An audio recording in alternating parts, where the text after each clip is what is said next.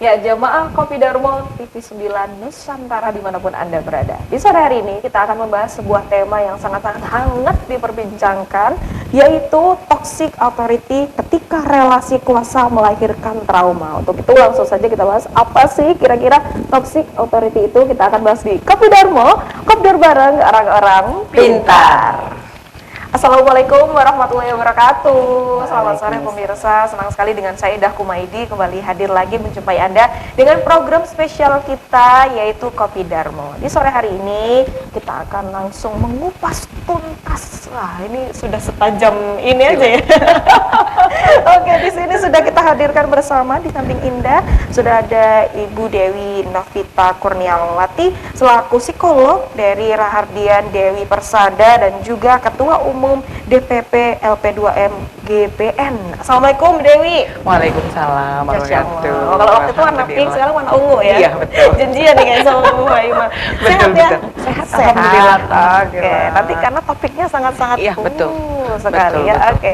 Di sampingnya Bu Dewi juga ada Ibu Fahima SAG. Beliau adalah dari bidang dakwah IPMI Jawa Timur. Wow, assalamualaikum Bu Fahima. Waalaikumsalam warahmatullahi wabarakatuh. Ini ada dua energi yang berbeda, tapi tujuannya sama semoga ya. Oke, baik. Ini mungkin saya mulai dari Bu Fahima dulu ya. Silakan. Oke, kita mulai dulu. Kalau kita mengenal yang namanya toxic authority, mungkin nanti dari psikolog juga kita akan bahas begitu ya. Tapi kalau dari sudut pandang bidang dakwah, berarti kan kita mulai dari sudut pandang agama. Berarti sebenarnya sosok kepemimpinan atau sosok pemimpin yang baik atau supaya nggak toksik itu yang seperti apa Ibu Fahima? Ini silakan. Terima kasih Bu Mbak Indah ya. Kalau menurut pandangan agama yang namanya pemimpin sudah dicontohkan oleh Rasulullah, tauladan Rasulullah. Bagaimana Rasulullah itu diminta oleh Allah untuk menyempurnakan akhlak yang mulia. Nah, kalau sudah ada toksik dari penguasa seperti ini, bagaimana kita mau meneladani? Tetapi saya yakin bukan semuanya pemimpin seperti itu. Jadi ini hanya salah satu yang memang perlu perhatian dan kita semua prihatin atas nama pesantren ya. Ada hal seperti ini, semoga tidak akan ada seperti ini lagi karena dipandang dari sudut apapun itu tidak diterima oleh masyarakat ya. Tidak hanya tidak dibenarkan, tidak diterima. Ya. Tapi berarti ya. Ya karena apa? Banyak intrik-intrik. Jadi pesantren yang menitipkan anak-anaknya dengan tidak bayar, gratis. Itu kan begitu ini. Jadi yang di pondok situ itu sebetulnya tidak berbayar. Banyak anak yatim, banyak ini. Jadi untuk dididik jadi tahfidz. Nah, di situ karena orang sudah percaya banget, punya harapan besar ya. Dengan pondok di situ, dengan belajar Al-Quran, dan di dalam pondok itu sendiri ada etika yang tidak bisa dibilang logika. Jadi ini sudah di luar logika di pondok itu. Sudah seperti ini. Logika, ya? Iya, seperti ini. Kita dari jauh itu sudah berjalan sambil jongkok. Apakah zaman Rasulullah ada seperti itu? Dulu pada saat kami mondok itu kita berjabat tangan dengan para yai itu hanya sekedar sungkem. Sekarang ada hompimpa. Jadi sini cium, sini cium, sini cium, sini cium. Jadi seakan-akan tangannya Pak Yai punya ini tidak ada yang boleh ketinggalan dicium. Jadi kadang-kadang saya berpikir ini apakah ajaran yang benar atau tidak.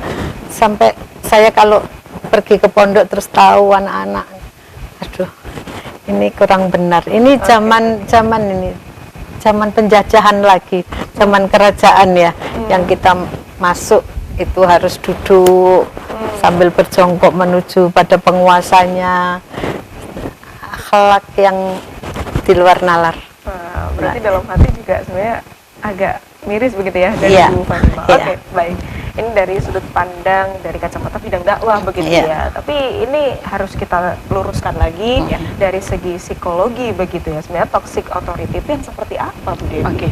Jadi kalau kita berbicara secara psikologi, termasuk dalam toxic authority, karena ya namanya toxic authority, otoritas itu kan kekuasaan, kan seperti itu. Jadi ketika kekuasaan itu sudah di tangan orang-orang yang tidak benar dan tidak amanah, toxic itu kan sebuah apa ya istilahnya memanipulasi, menyalahgunakan, kemudian di lingkungan-lingkungan yang memang itu dipergunakan untuk kepentingan. Seperti itu. Jadi ibarat kata untuk menutupi beberapa kepentingan-kepentingan yang sebenarnya itu tidak boleh terjadi. Seperti itu. Jadi secara psikologis ketika seorang leader itu memiliki dalam tanda kutip toksik, berarti memang dia bermasalah secara kepribadiannya. Seperti itu. Sehingga ketika kadang-kadang kita tidak pernah melihat beberapa aspek yang memang sebenarnya itu harus ada beberapa faktor yang harus dipilih bagaimana kita menjadi seorang leader, memiliki authority yang bagus, kepribadian yang bagus, sehingga apa yang menjadi amanah itu bisa dijalankan dengan baik. Seperti itu. Jadi kalau toksik itu tuh memang di dalam dirinya sudah ada dalam permasalahan-permasalahan pribadi yang selama ini tidak banyak orang yang mengerti. Dan itu hanya diketahui ketika terjadi sebuah peristiwa besar dan itu akibat dari apa yang memang sudah menjadi permasalahan di dalam kepribadiannya. Oh, seperti itu. Ya. Oke, tapi di sini yang saya tangkap adalah kalau memang pemimpin itu sudah ada jiwa-jiwa toksik dari dalam dirinya. Betul. Tapi kan untuk pengikutnya, atau komunitasnya begitu ya, itu kan juga tidak bisa berbuat apa-apa. Lalu apa yang harus dilakukan? Jadi kalau misalkan kita menerima pemimpin toksik, ya pasti karena dalam satu lingkungan itu pasti ada yang namanya seperti apa pencetusnya, seperti apa ya istilahnya virus, seperti virus. Nah, kalau seorang leader sudah toksik, apapun yang menjadi keputusannya itu pasti juga akan bermasalah, seperti itu. Nah, kembali kepada power, ya kembali kepada power. Apakah orang toksik ini memang memiliki full power? Nah, ini yang berbahaya.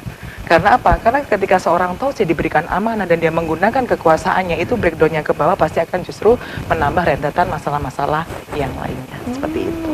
Wow, ini ternyata hanya dua kata begitu, toxic authority, tapi dampaknya sangat luar biasa. Ini baru di awal aja saya sudah ini ternyata dampaknya besar sekali. Oke, kita kembali dulu kepada Ibu Fahimah. Kalau tadi Ibu Fahimah juga mengambil kasus yang terjadi di dalam pondok pesantren begitu ya. Tapi kalau kita berbicara soal relasi kuasa, yang pasti di sana itu ada yang namanya pasti akan patuh.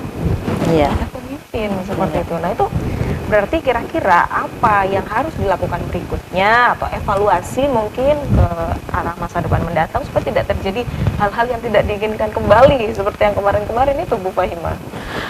Memberikan kesadaran, penyadaran kepada para orang tua terlebih dahulu ya. Iya. Jadi kita tidak harus langsung ke pesantrennya. Jadi pemahaman orang tua bagaimana dia memasukkan anak ke pesantren, karena tujuan orang tua pasti baik, ingin anaknya mengerti agama, ingin belajar, apalagi yang tahfidz ya, ingin, karena janji Allah orang yang belajar Al-Quran, menghafalkan itu kan surga. Jadi itu mereka mengejar itu sebetulnya, tetapi itu karena kekuasaan pemimpin di situ yang kita seperti zaman Belanda lagi ya. Karena memang saya lihat di pesantren itu seperti membuat kerajaan. Jadi kalau sudah sang bapak menjadi pimpinan pesantren, itu kan sulit orang lain masuk, pasti anaknya. Dan mereka akan mendirikan sebuah kerajaan kecil. Karena di sini itu yang pernah saya lihat sendiri, orang itu Masya Allah, tanpa diminta mereka akan membawa apapun, seperti kalau kita zaman dulu itu dibilang kayak upeti, padahal kita enggak minta itu. Katakan para kiai juga tidak minta seperti itu, tapi kepercayaan yang berlebihan terhadap para kiai ini, itulah yang membuat mereka akhirnya kurang kontrol. Anaknya dilepas begitu saja tanpa ditanya, jika anaknya pulang diem juga tidak ditanya. Nah, kontrol ini yang kurang. Nah, apa yang dilakukan sekarang? dari pihak pesantren maupun pihak orang tua itu harus aware ya. ya. Oke, baik pemirsa. Tapi dalam tanda kutip apa yang disampaikan oleh Bu Fahimah tidak semua pesantren, Iya. tapi oknum begitu ya. Oke, baik. Kita masih akan kembali setelah yang satu ini. Tetap di Kopi Darmo, kabar orang-orang pintar. Oke, jamaah Kopdar masih dengan topik obrolan kita di sore hari ini, yaitu toxic authority ketika relasi kuasa melahirkan trauma. Tadi yang sudah disampaikan oleh Ibu Fahimah terkait dengan berita dari salah satu pondok pesantren di Pati kemarin begitu ya, itu yang menggemparkan media ya, sangat-sangat menggemparkan sekali.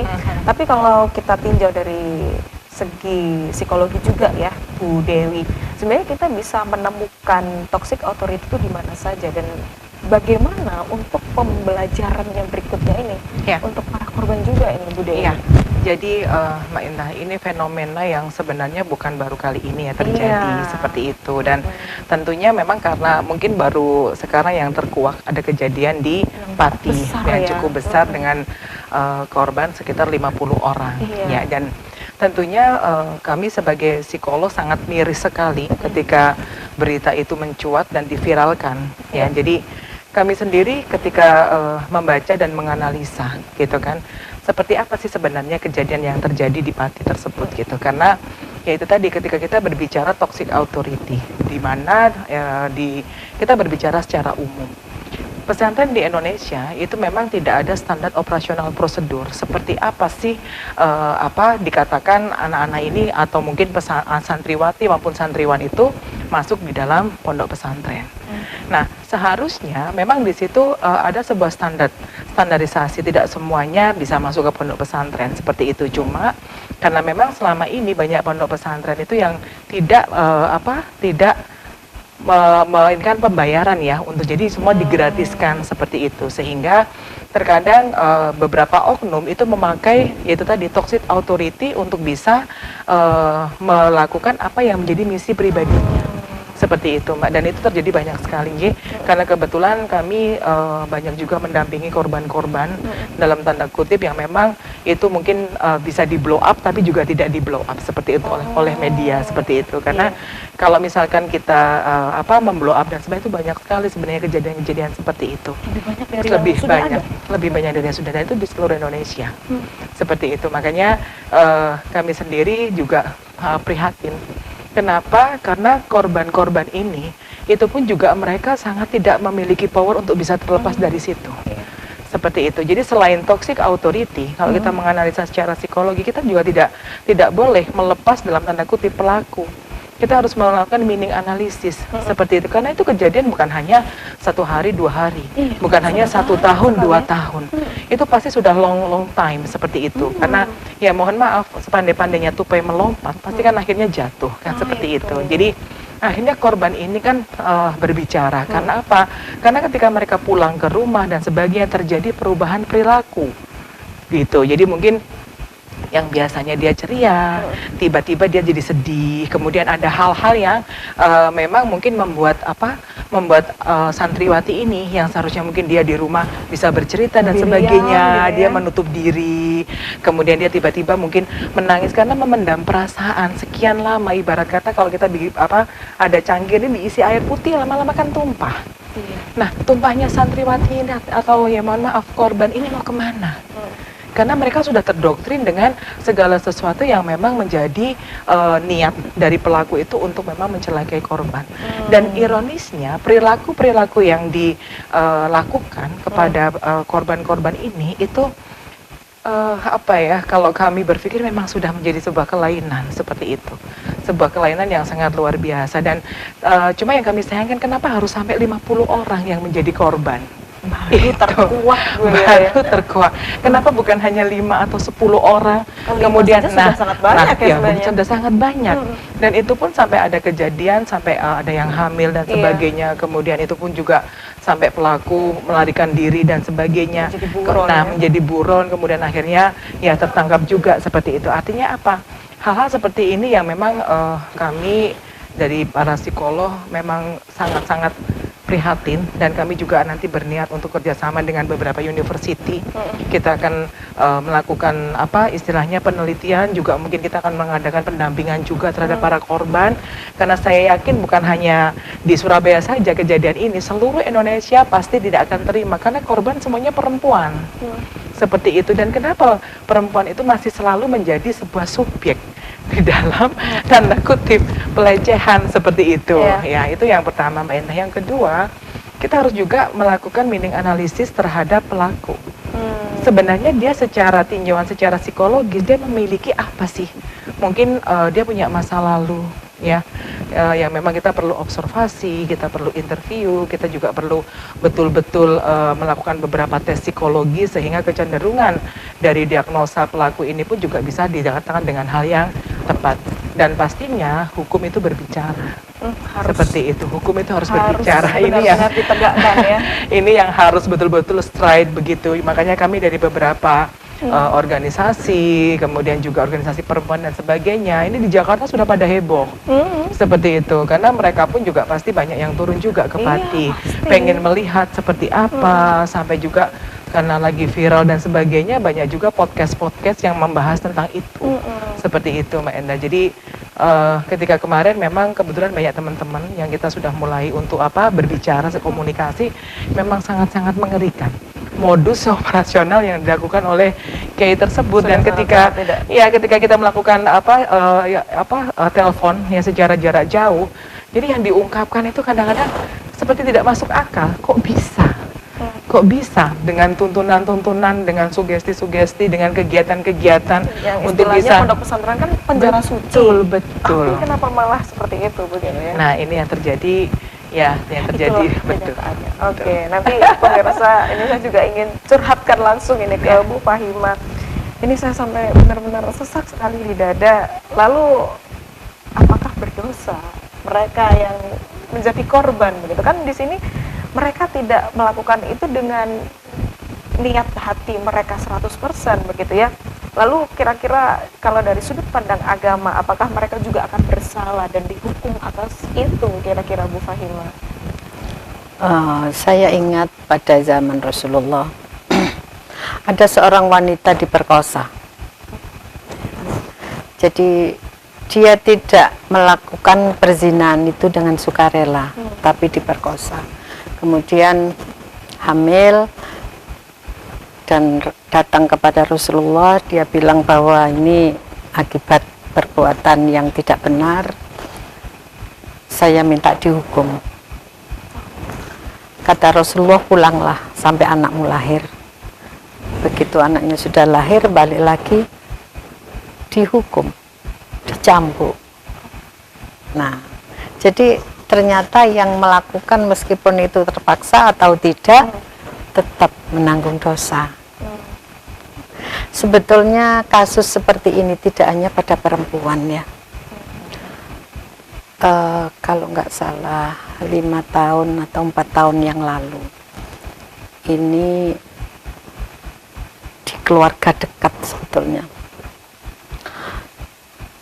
memondokkan, masukkan pondok anak laki-lakinya ke sebuah pondok ya dekat-dekat sini. Anaknya, Pak Yai atau Ustadznya itu menyuruh anak laki ini telanjang dan disuruh menari-menari. Tapi dia bisa memberontak. Lah, ini kenapa wanita-wanita sampai sekian banyak, kenapa nggak memberontak, nggak lari? Ini tuh akhirnya lari, jalan kaki sampai Surabaya.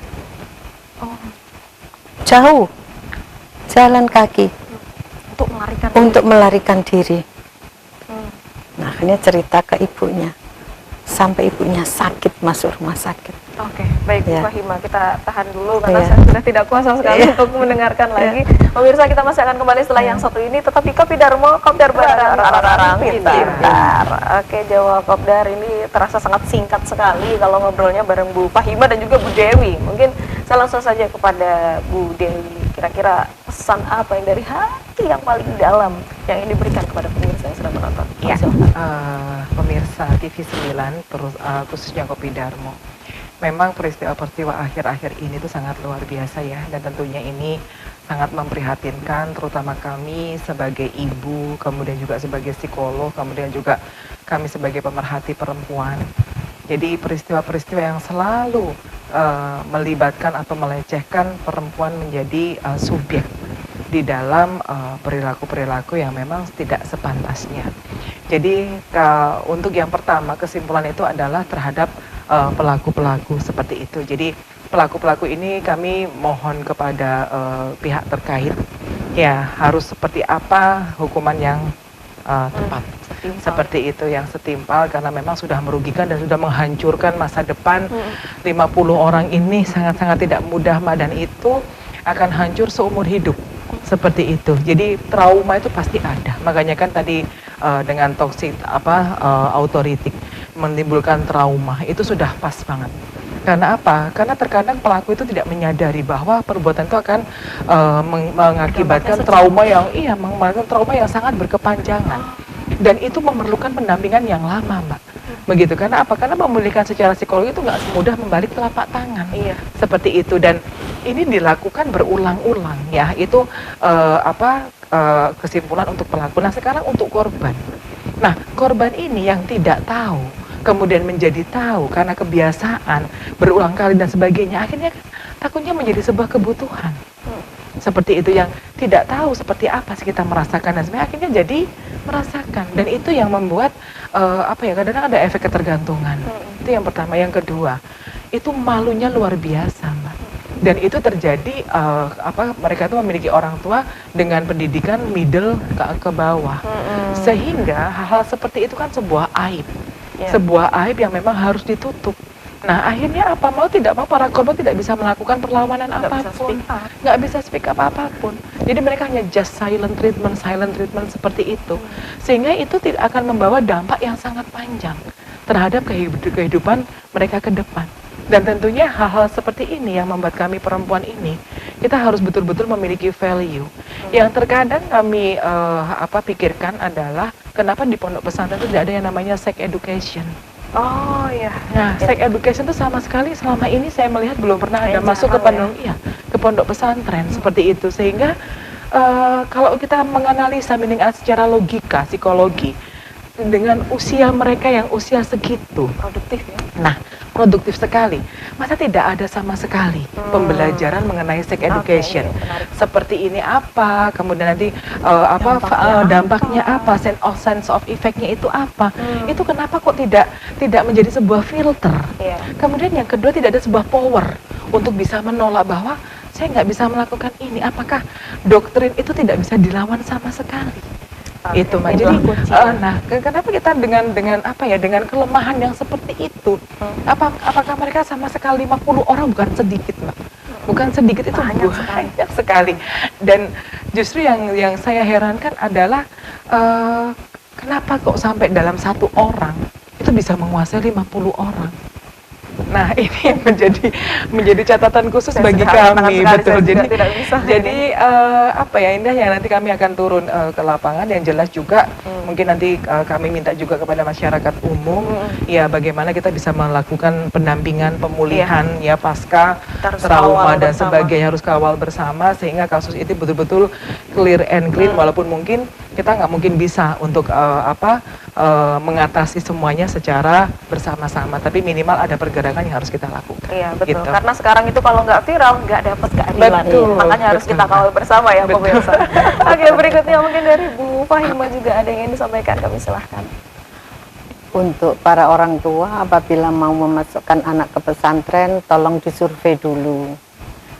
Bagaimana kondisi pesantren, bagaimana para ustadz dan para kiainya, jadi sehingga mengenal pendidikan yang ada di situ, sistemnya seperti apa, kemudian cara mengajarnya bagaimana, itu harus kita betul-betul tahu. Kalau nggak tahu, ya seperti ini, pasrah begitu saja.